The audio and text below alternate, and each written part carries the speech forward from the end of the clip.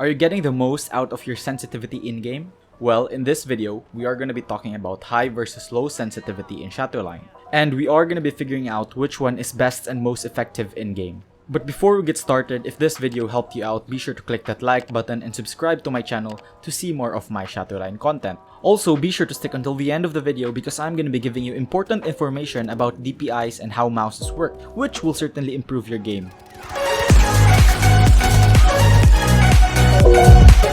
To start, we must take note that there is no right or wrong mouse or sensitivity settings in-game. Anyone can use any settings that they feel comfortable with. However, considering that we are talking about FPS games, there are some fundamental things that we must consider. Shatterline encourages fast-paced gameplay, unlike all the other FPS games that we are used to seeing, such as CSGO, Valorant, and Call of Duty. Therefore, it is highly recommended to use high sensitivity in-game. But why? With a relative high mouse sensitivity, you'll be able to turn around much faster and check each corner in-game effectively. Also, let us put into our minds that in Shatterline, actions are always happening and they happen quickly. With this, we must move around slightly faster than normal or continuously. And so, the high sensitivity will enable us to do this and at the same time will help prevent our wrist or hand from getting fatigued.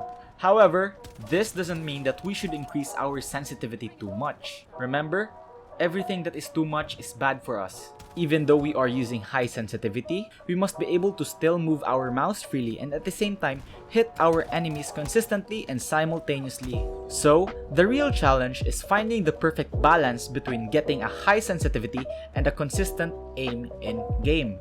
But there is no need to worry because in this video, I am also going to be giving you a recommended sensitivity settings that you can use as a guide to find the sensitivity of your liking.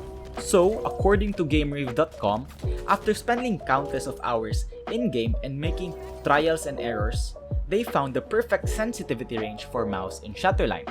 With 800 DPI, having the Shatterline mouse sensitivity between 55 to 65 can show you the best results.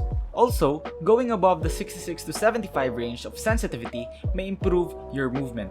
However, it is not recommended since it can negatively affect your aim, especially in long-range engagements which will affect the accuracy of your shots. Also, for ADS mouse sensitivity, it is recommended that you lower it slightly compared to the original sensitivity that you have. Since of course, when you're using ADS, your screen zooms in, which makes your sensitivity a little bit faster. But of course, in the end of the day, no one forces you to use high sensitivity or low sensitivity.